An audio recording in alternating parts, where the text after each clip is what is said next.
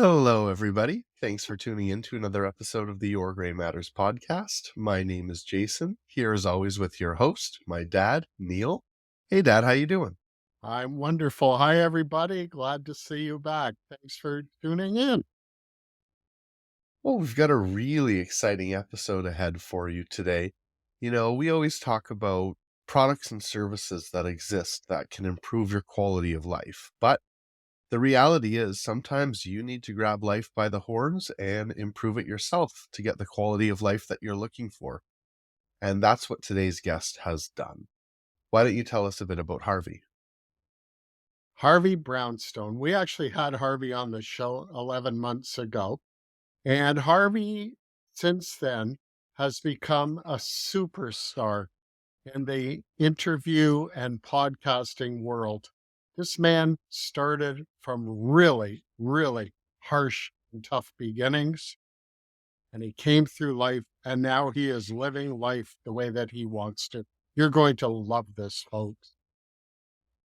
And we wanted to give you a taste of what Harvey's all about. So, ahead of the episode, we wanted to show you a clip from Harvey's own show, Harvey Brownstone Interviews, where he is actually speaking with Tony Orlando. So, here's an important clip of Harvey talking to Tony Orlando, and we'll see you on the other side. Okay, Tony, I want you to just sit back for a moment. Just listen to some of these highlights of your career. Just listen to this. One of your very first fan letters was from Elvis Presley. Before you were 20 years old, you were performing on tour with Gene Pitney, Jackie Wilson, Smokey Robinson and the Miracles, Jerry Lee Lewis, and Dusty Springfield.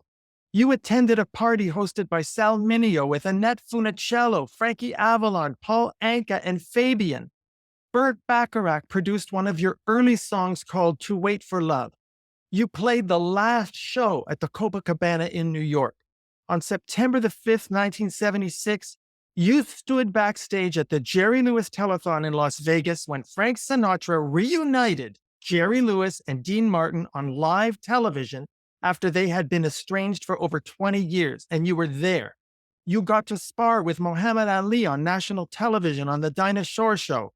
You got to present Barbra Streisand with a Grammy Award in the movie A Star is Born. You got to do comedy sketches on your TV show with legends like Jackie Gleason, George Carlin, and Jerry Lewis. When you had the flu, Kate Smith nursed you back to health. Danny Thomas did a stand-up routine at your wedding.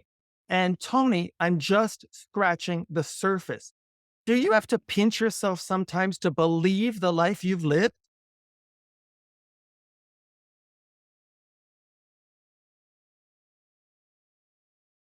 Thank you for that.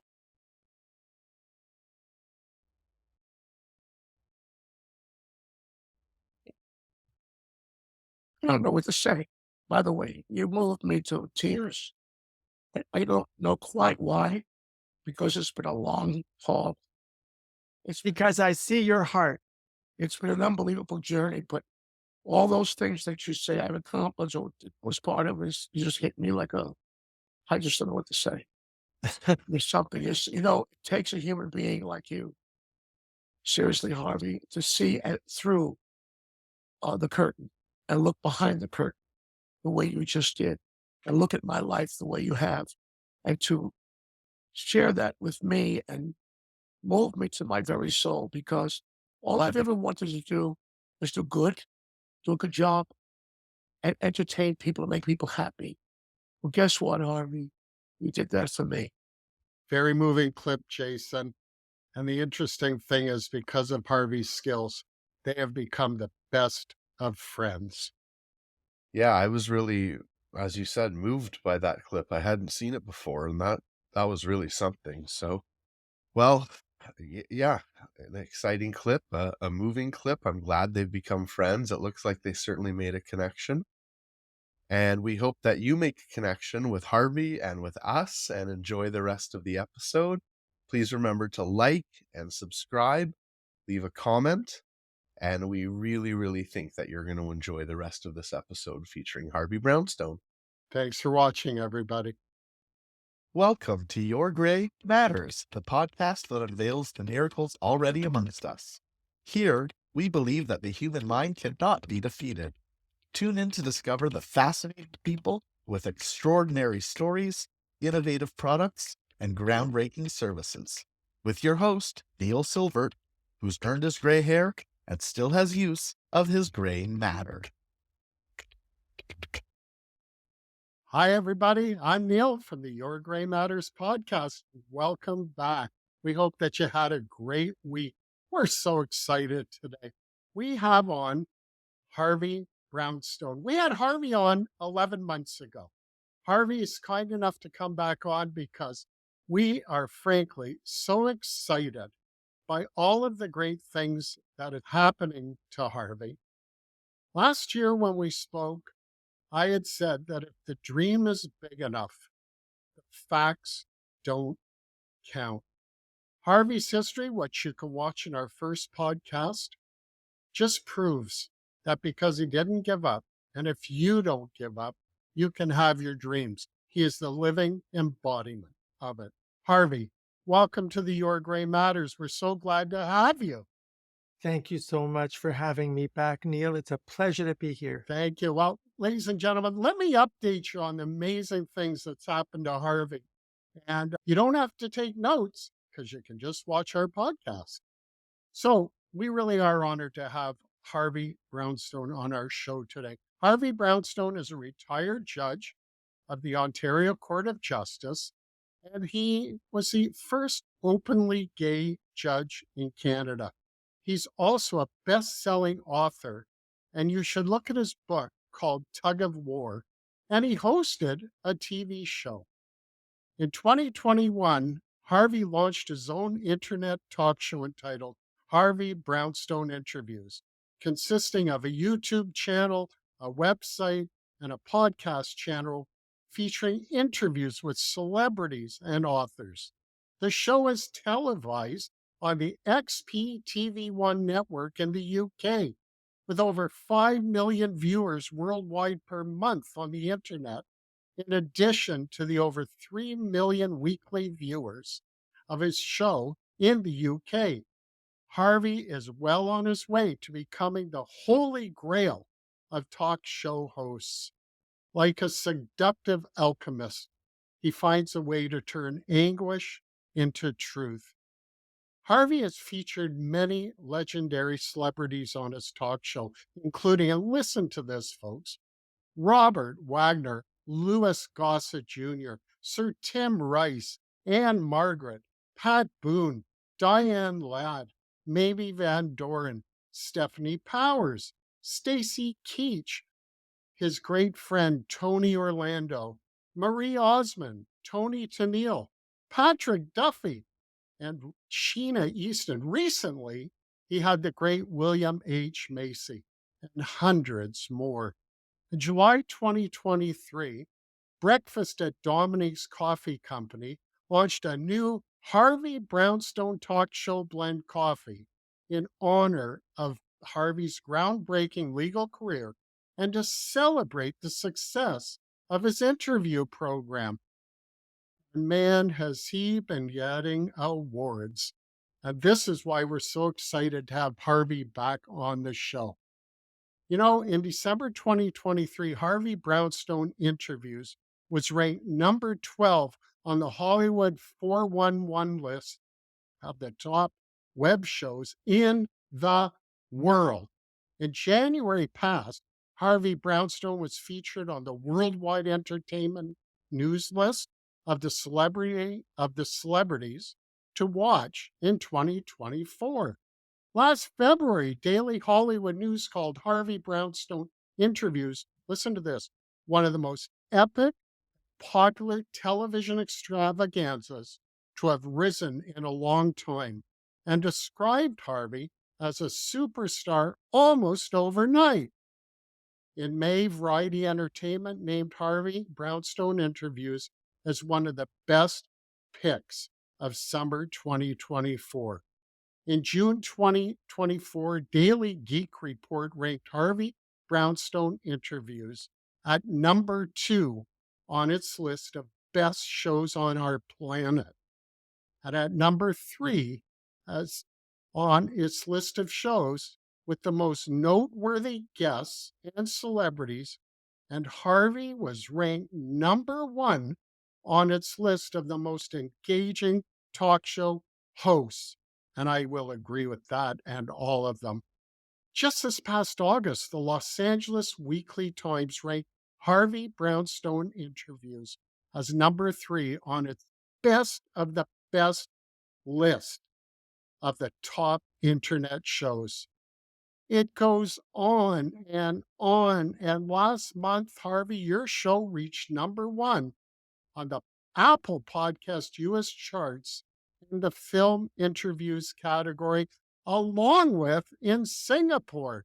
You reached number one on the Apple charts for performing arts category. Harvey, I remember you told me a year ago the brilliant Marie Cartagenova, who's a medium, told you that your show would become a global phenomenon. And you thought, how could it possibly happen? Well, you should have known better, Harvey, to question your vision, because today the audio version of your show is on the Apple podcast charts around the world. Oh my God, it's happening everywhere, folks. His show is number four on the Apple US Performing Arts chart, and he's popping up everywhere. He really is special. He actually is going to keep winning more awards, folks. And that's why we asked Harvey on. Let me tell you, after Harvey's highly acclaimed interview with Charles Pignon, who is the senior vice president of Frank Sinatra Enterprises, he was invited to host an episode of Playing Favorites on the Sirius XM Seriously Sinatra channel, which debuted just this past April. That actually led Harvey to an exclusive interview with Frank Sinatra's youngest child, Tina Sinatra. And I want to say this to everybody. Recently, Harvey interviewed the wonderful, the great Robbie Benson, after which Mr. Benson wrote that Harvey gave him, and I quote, the most prepared and in-depth interview I've ever had. And by far, Harvey is the nicest, the most compassionate and thoughtful interview I've ever experienced. Thank you so much, Harvey. You are a treasure. Harvey, you are a treasure.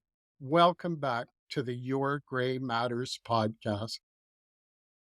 Well, Neil, that's quite an introduction. I must say that I'm teary-eyed. You've given me goosebumps. I can't quite believe that all of that has happened since you and I spoke last time on your show. And I'm very grateful to you for reminding me of just how far we've come. And that's why we're so excited to have you on, because we are huge fans of you and your show. But Harvey, I'm trying to understand, like so many people, how you've done this. And I wanted to ask you something right off the bat. How are you able to attract these A-listers who generally don't even give interviews? How are you doing it? Well, there is a methodology if you want to be a celebrity interviewer. And I learned it early on. You have to get to know the power brokers in Hollywood, the managers, the agents, the publicists, who are the gatekeepers. They're the handlers of all of these stars. And I made a point of getting to know who they were, getting to get them to know me and my work. It took a lot of persuasion and a lot of tenacity to get them to give me a chance with their clients. But I found that once I got the door open just a little bit with a couple of celebrities and I gave them interviews that no one else had ever given them, then the word started to spread. And so part of the success came from those managers and gatekeepers, and part of it came from the celebrities themselves who wanted to help me because they felt that there was nobody doing what used to be done by people like Merv Griffin and Barbara Walters and Dick Cavett and David Frost and all of those, James Lipton. They're all gone, Larry King. And the celebrities themselves really missed that. And they wanted somebody to pick up the torch and do really good interviews that are well prepared. So they helped me. So in a nutshell, that's how it happened. So you persevered, you learned your craft, and when you got the chance, you were the best of the best, and they did get the best interviews. So you followed through on your perseverance. Would that be correct? I made a point of doing my homework, researching their careers thoroughly so that I knew every aspect of their lives and careers as well as they did. You have to do that if you're going to be known as an interviewer that's unparalleled. There's no you can't be lazy. There's no shortcuts. You have to do the grudge work. You have to read their books, watch their movies, watch their TV shows, watch every interview they've ever given in order to be really on top of their careers. And if you do that, you will distinguish yourself very quickly. And you will also grow an audience because, of course, getting all these stars is a goal. The end goal is to have a successful show. Right. So you want a large audience. And the audience is, there's millions of podcasts out there. Everybody who's got a webcam and an internet connection thinks that they are the next big talk show host. So the competition is huge, and we never had any advertising budget. So we had to deliver interviews that would be good enough that the audience would talk about it and share it with their friends, because word of mouth is the best way to get known. So that was why I worked so hard, because I knew that if I didn't, I would just be one more podcaster out there in a sea of podcasts. Well, clearly you've done all the right stuff. And what I heard you say right from the start, what I heard you say, Harvey, is have enough respect for your guests and enough respect for your show and yourself to do the work that it takes to put out a great interview and to get people talking. And it's one of the best lessons that you've taught me over my first year in this. And Well, based on the introduction that you just gave me, you already distinguished yourself as someone who does his homework. I have given dozens of interviews over the past year since our show became successful, particularly since we got televised in the UK. And most interviewers start their interviews by saying something like, "Oh, why don't you tell us something about yourself?" Or worse, "What is it exactly that you do?" And you know that you're dealing with someone who knows nothing about you. And that tells the audience loud and clear that these interviewers have not prepared themselves. So I think that if you show that kind of respect to your guests, I mean, after all, they're not being paid to come on my show. They're doing this as a favor to me. Some of them are promoting a movie or a book or an album, but many of them, especially the older stars who are legends, are not working. They're doing this as a favor. Mm. You want to show them the respect that they deserve, and you want to celebrate their careers and their legacies. And I'm known for that. And clearly you are known for that and you do it so well, Harvey. Harvey, I have to say to you and for everybody watching, Harvey has interviewed so many glorious people, as you heard. If I read all the names, we'd be here till a week from next Tuesday. So, but the thing is, Harvey, I want to ask you, what have you learned from these celebrities that you've interviewed? What sticks out? Well, that's an excellent question, because my goal in wanting to be an interviewer was that I wanted to get to know the people that I've idolized all my life. Mhm. And I knew I didn't have enough talent to be in show business. So I found a way to become a professional groupie by being an interviewer. And what I have come to learn is that they are really just like you and me. They're just people. They have the same insecurities we do. You wouldn't believe how many major stars at the end of an interview have said to me, "Was I okay? Yeah. Was it all right? Do you want me to do it again?" They have the bigger the star, the more talented the star, the more humble they are. Ah, I have been amazed at how genuinely nice and kind these celebrities have been to me. And as I mentioned, they get their friends to come on the show. So I've learned that no matter how famous you are or how wealthy you are, you have the same insecurities, the same desires that everyone has. We want to be healthy. We want to be happy. As you often talk, we want joy in our lives. We want to feel valued and loved. So that's the biggest lesson. They're just like us. Yes. And that makes total sense. At the end of the day, we're people and we have all the positives and all the flaws. It's a great answer. I'm glad to understand that from you about the people you've spoken with. Tell me though, some of these celebrities have actually become your friends. Can you talk a bit about that? Well, that's been a big surprise. I never thought that would happen because they give hundreds of interviews and I'm just another interviewer. But every once in a while, we've done 435 shows in 3.5 years. Wow. But every once in a while, I will establish an emotional connection with a guest. And when that happens, we become friends. So it's happened with Tony Orlando. The first person it happened with was Leslie Ann Warren. She's become a dear friend. Robert Wagner has been not only a dear friend, we speak twice a week. We are very, very close friends. He's given me a lot of advice. He's helped me get some of his friends to come on the show. He's a wonderful human being. Yeah, and then there was Marie Osmond has become a friend. Mhm. I've become friends with Jackie Evancho, who was a child star singer who's now grown up. She came on the show and revealed a very fragile and vulnerable emotional state. And we become friends. I'm her Uncle Harvey. So when that Robbie Benson, who was most recently on our show, has become a friend as well, it always honors me. It humbles me. And of course, they teach me a great deal about the business, about show business, because it is a business. Yes. Yes. Harvey, it's wonderful though, because you've moved from that interviewer who they don't know to someone who they want in their lives, and clearly you want in your lives. That is very special to build a relationship in the space of an hour show to the point that they want to get to know you and vice versa.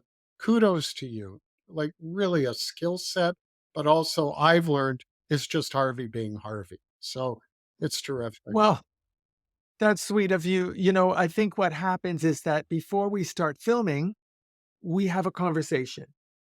That's usually the very first time I've actually had contact with the celebrity. Prior to that, booking the interview, it's all been done through their manager or their agent or their publicist. When they come on Zoom, we have a conversation. They usually don't know much about me. More recently, the stars have heard about me. They seem to have known who I am. Some of them have even watched the show. That always surprises me. But certainly the majority had never really heard of me. So we have a little conversation and I tell them, you're going to get the best interview of your life. I'm here to celebrate you and you're going to find out very quickly that I know everything about you, which always eh, triggers a bit of a surprise and also a chuckle.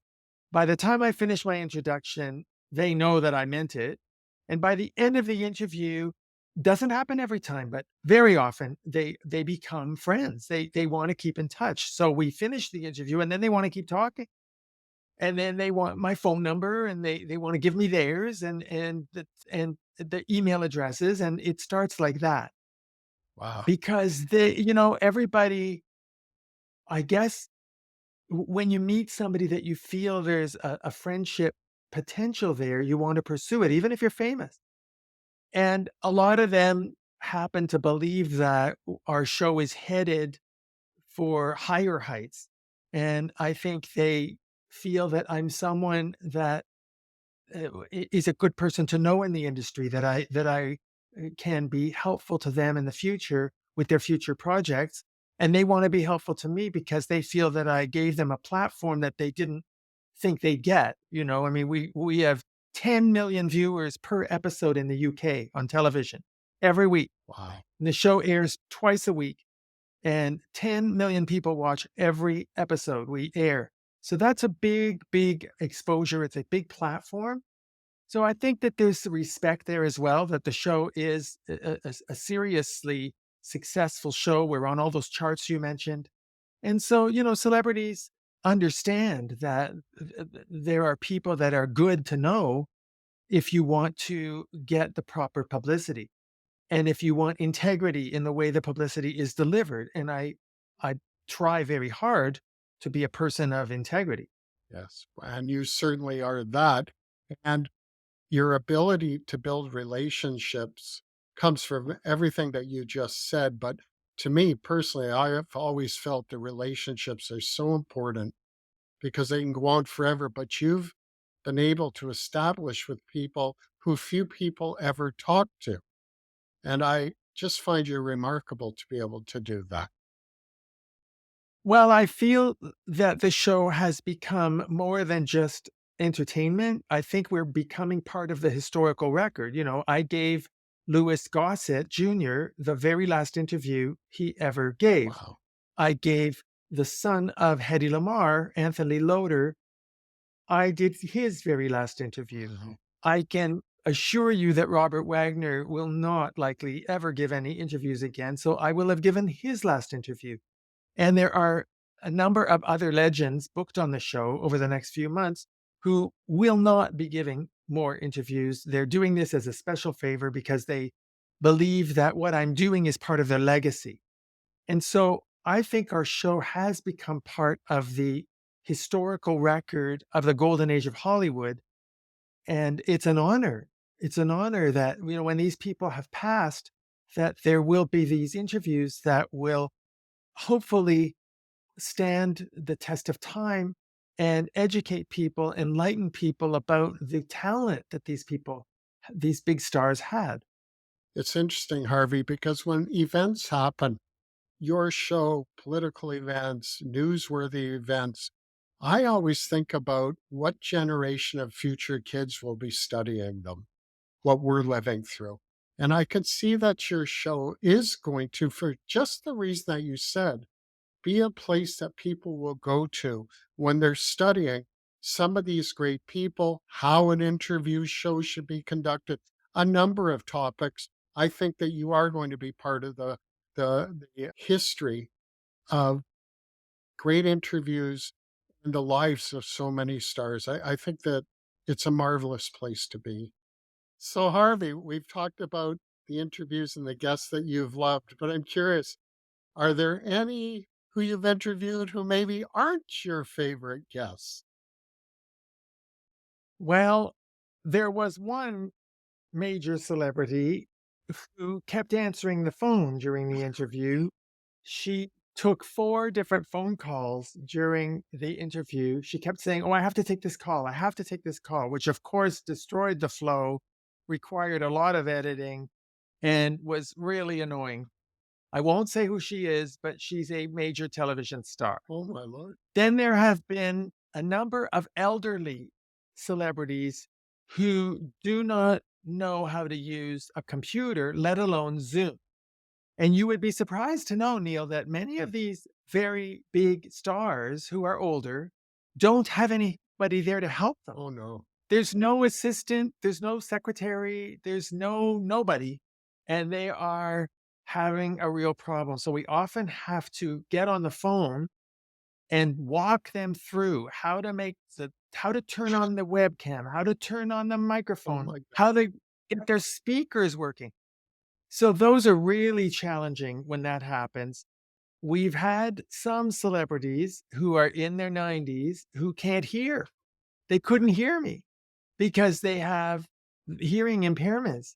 And so after every question, whoever was with them had to scream the question into their ears, repeat the question.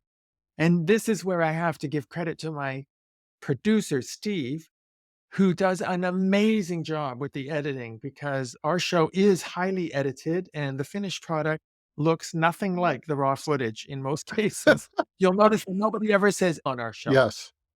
Some interviews are really challenging because the guest doesn't seem to be able to articulate a sentence without saying 5 times. They just can't get the words out.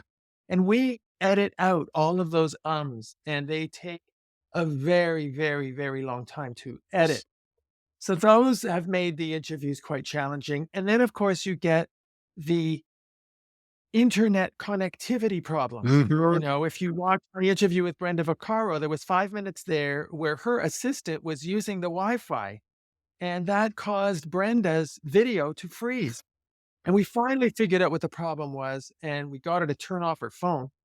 But all of that stuff that happens, the audio glitches, the video glitches, the internet connectivity makes it really hard.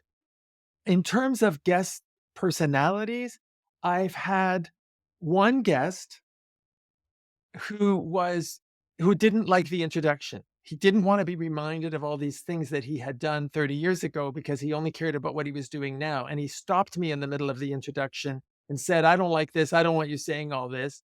And I'm very proud of myself. I said, "Well, this is how we do our show. Those introductions are important. The public needs to know who you are and what you've done. And if you don't want me to give this introduction, then I don't want you on the show." Wow. Wow. That happened, and he apologized, and he said, "Okay, okay, do it." And then by the end of the interview, he was my best friend, but that didn't start out too well. So I don't want to name names because I'm grateful to them all for coming on the show. Sure. And many of the problems I referred to are not their fault, but it is a challenge. You never quite know what you're going to get. But overall, considering we've done well over 400 shows, 99.9% of the guests have been really nice, very kind. They've bent over backwards to be accommodating. So it's been a positive experience. Well, I have to say that's wonderful to hear, Harvey. But I'm just thinking, by the way, thank you for sharing that. That's amazing info. You do your reels, sort of a compilation of different shows. I look forward to them.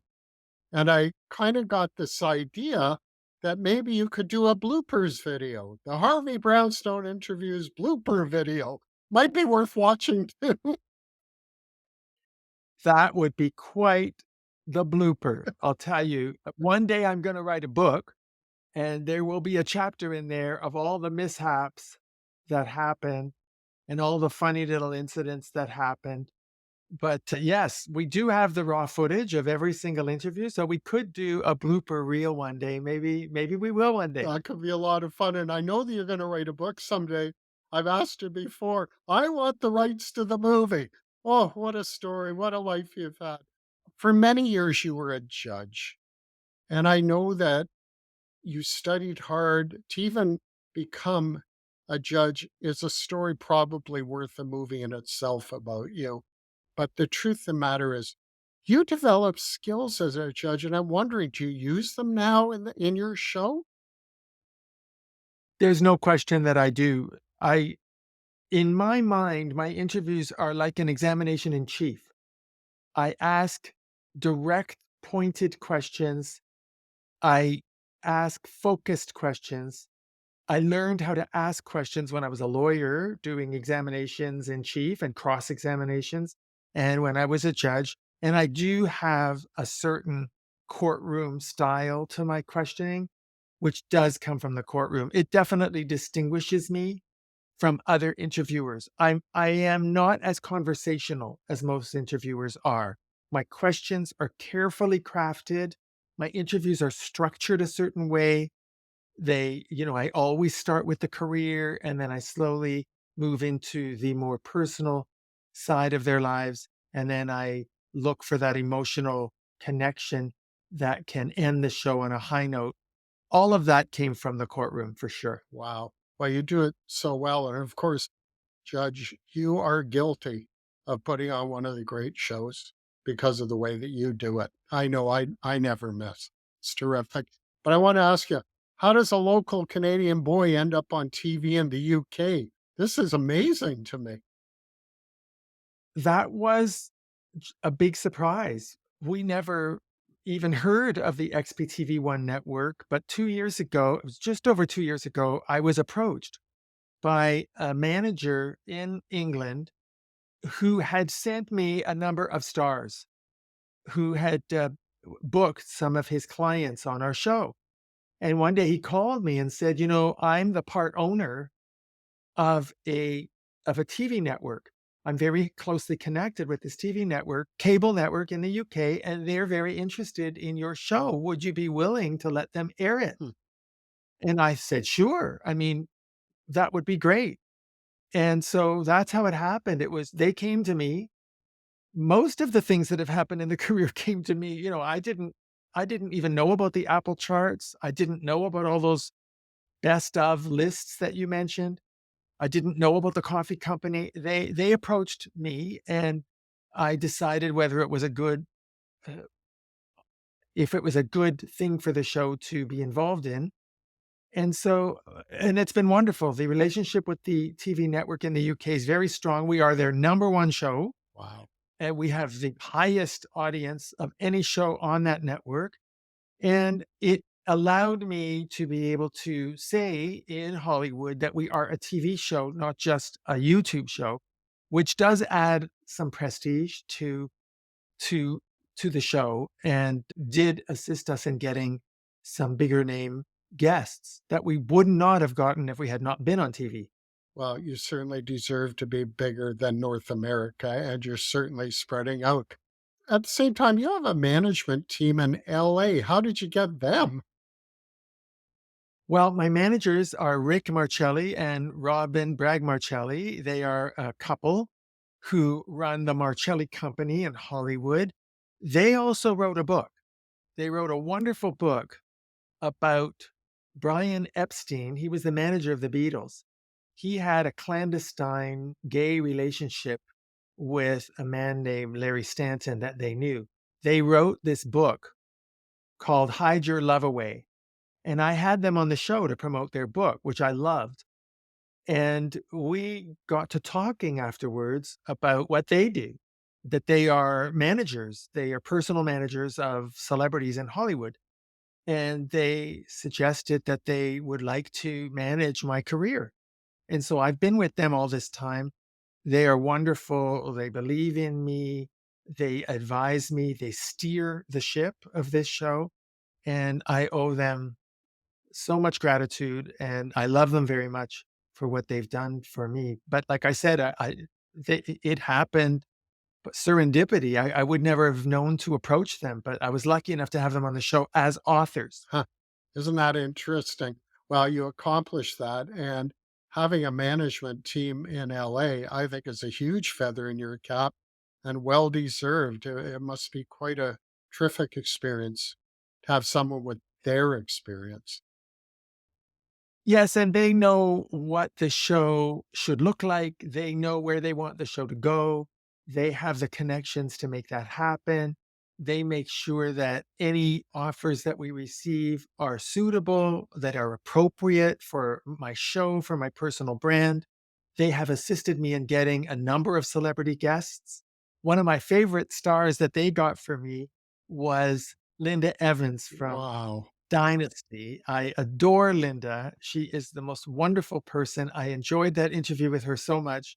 And it was Rick and Robin who got her for me. Wow. Just terrific. Well, continued success with them. Harvey, I have to tell you, I'm a Canadian boy. You're a Canadian boy. I know that you're in England. I know that you're in other parts of the world. I know that your show is being seen in the US. Nowhere on Canadian TV can I find you. And I find this so odd. Can you talk about why you're not on Canadian TV? Well, it has not gone unnoticed by many of my Canadian viewers that my management team is in the States. I have an agent in New York who books the guests for me. He's not in Canada, he's in the States. We are on television in the UK. I have never been approached by anyone in Canada. We have two publicists. I have a publicist in New York and a publicist in LA, the wonderful Eileen Shapiro and Jimmy Starr. They run a company called World Star PR, and they are based in New York and Los Angeles. No one in Canada has ever approached me. And I will go further and tell you that we have a lot of trouble getting Canadian celebrities to come on our show. We have had Matt Dusk. We've had most recently Burton Cummings. Yep. We've had Colin James on the show. But other than those three Canadian stars, and Addie Braun, who's a jazz singer, we had her. We have not been able to get the Canadian celebrities like Eugene Levy and Martin Short and Anne Murray and Shania and Celine. And so many Canadian stars have not been willing to come on the show. Paul Anka Wow. has not agreed to come on. They don't seem to want to support Canadian media. So it's been a disappointment. It's very reflective of what Canadian broadcasting is all about. I'm very good friends, as you know, with Steve Paikin, Hmm. who hosts probably the best talk show Absolutely. in Canada, The Agenda on TV Ontario. Steve Paikin is a very dear friend. I've been on his show 3 times. He came on my show, and we've talked a lot about the Canadian media industry. And the fact is, unless you're a big star in the United States, nobody in Canada is interested in you. And so I'm lucky. We're very successful in the UK. We did go to #1 in the US on Apple for the audio podcast of our show. We are on the Apple charts in 30 countries all around the world. Wow. And we are on the charts in Canada, but not high. We're not in the top 50. So it's a mystery. I obviously love being Canadian. I'm very proud to tell all my guests. They always ask me, where are you? And I always say, I'm in Canada. But no, the industry here in Canada has expressed absolutely no interest in Harvey Brownstone or his show. Luckily, I don't think it matters. Yes. And that's the interesting point, especially nowadays. But thank God with the YouTube and the internet. Harvey, there's going to be more of your show. What's your long-term vision for you, for your show? Where do you want to go? My dream is to be the next Larry King. He had a show every weeknight at 9 p.m. on CNN, and he always had a one-on-one interview with some big star. And that's what I always wanted to do. So my long-term vision for the show would be to get off of Zoom and to do the show in a studio with the guests there in person. An in-person interview, not on Zoom. Right. That's the long-term goal. Hmm. Whether it would be a format like Larry King or not, or would it be something more like James Lipton did in the Actors Studio, or maybe something more like Merv Griffin, Mike Douglas, or Dick Cavett did, I don't know, but that would be my goal, to do a show in a studio in person. Wow, that would be so special. I bet you it's going to happen. Maybe a Canadian network will even pick it up. Wait. I hope. I hate to say this, I don't think Canada's big enough anymore for us. Yeah. I think that with the global audience, we have more viewers in Australia and New Zealand than we do in Canada. So, I think that based on the fact that, 90% of our audience is American, and given that 95% of our guests are American, I suspect that we will end up with a show on a US platform. Very excited. But Harvey, I have to, and that's so exciting, and I can't wait. It's really special, and you're going to have that. I'm sure of it. But Harvey, you have such a huge following on YouTube, massive. And yet, you told me that you don't really have an advertising budget. Like, how did you ever accomplish this? Well, I referred to it a bit earlier. It really is word of mouth. The internet is a very unusual thing. It's so large. There's so many podcasts. I actually researched it. There are 3.3 million podcasts just on YouTube. Just on YouTube. And so in order to acquire an audience, you have to stand out. You have to do something that distinguishes you.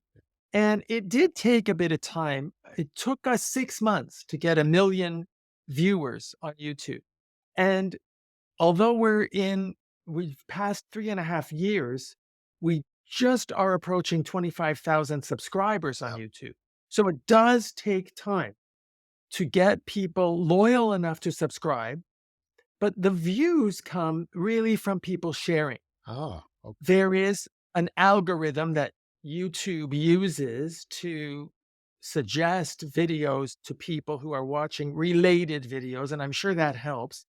But based on the comments, based on the social media postings I see, it appears to me that the way we got this audience was from word of mouth. So, for example, when we had Tony Tennille on the show from The Captain and Tennille, her fans, when they do searches for her, my interview showed up Oh, and then they would watch. Or fans of, let's see, another good one would be, well, you mentioned Sheena Easton. yes. Sheena Easton has a very, very big following. She posted the interview on her social media. So then all her fans would have watched it. And then some of them would have thought, well, I like this guy. I want to see what else he's done. And then they go and look at my other interviews. So the way you build an audience is by delivering a good product, hoping that the people watching will spread the word. And then your guests will also promote those interviews in their own social media. You mentioned Robbie Benson. Robbie Benson posted on Facebook the exact words that you read out. Well, when he did that, all of his followers wanted to see what was he talking about. Hmm. So it's a combination of factors that will get you a large audience. It took us 6 months to get a million people watching, and then it goes very quickly after that. So now we have 5 million people watching every month on YouTube and on our website, and then the TV show is a different viewership altogether. It's so terrific because, frankly, Harvey, 6 months, a million viewers, it's magnificent. To my mind, this is magnificent. And again, all the kudos to you and your team and your guests because I think it's historical what you are doing.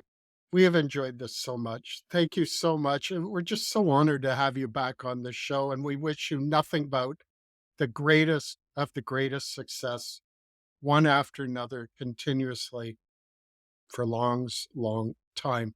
Harvey, I just have one more question for you. How do you feel about becoming so well known in your own right? Are you comfortable with all of this? Well, first of all, thank you for those lovely compliments and thank you for having me on your show. I think you do a wonderful job yourself. Neil, your Thank you. questions were really thought provoking. And I know how hard you work on your podcast and your wonderful son, Jason, who is your producer. And I wish you every success. Thanks. To answer your question, I think that my goal was to get to know the celebrities that I really looked up to. And that's what I focused on. So, unlike many other podcasts, I focus on my guest. Yeah. I don't focus on me. In fact, in the last year, you don't even see my face when the guest is speaking. You only see my face when I'm talking. Right. We took myself off the screen so that we could do a close up on the guest. So, I don't see myself as having a high profile or being famous or a celebrity in any way, but I will say that I have been very blessed to have quite a large following of people who become fans of the show and they watch the show because they like the host. And that's the unusual thing about a talk show. The guest is different every time, but the host is always the same. If you Correct. don't like the host, you're not going to watch. So it is important that the host have an on-screen personality that people will find appealing, but I don't see myself as famous in my own right. I would be happy if people know me as the interviewer who interviews the legendary stars that nobody else is able to get. I love that. I like being known as a really good interviewer who does my homework, but I don't think you're going to see Harvey Brownstone. I mean, I know there's a Harvey Brownstone coffee that happened quite by accident. I never thought that coffee would take off the way it has because I didn't think I was famous enough for anyone to want to buy it. But it's really great coffee. And we do promote it on the show. And that has been quite a wonderful bonus for us. But I don't see myself becoming a star in my own right. I think I'm always going to be the person that interviews the stars. Well, let me just say this, if I could, Harvey. In my opinion, you're a humble guy. You have achieved so much. And ladies and gentlemen, read about Harvey. What you see on his show is worth you watching every one of his episodes. But if you look up who Harvey is and what he went through, and look at his book that he wrote, you will find out that this man is phenomenal and there's much more to come. Harvey, with that, we want to thank you for coming on to the Your Gray Matters podcast. Everybody, have a great week. We'll be back again next Monday with another great person. Harvey, blessings only. Everybody, have a great week. Thank you so much, Neil. All the best to you. Thanks, Harvey. Thanks for watching. If you found it interesting and you liked it, give us a thumbs up. If you're ready to subscribe, click right here. And if you'd like to see another episode, click right here. Tell a friend. Send us comments. Thanks a lot.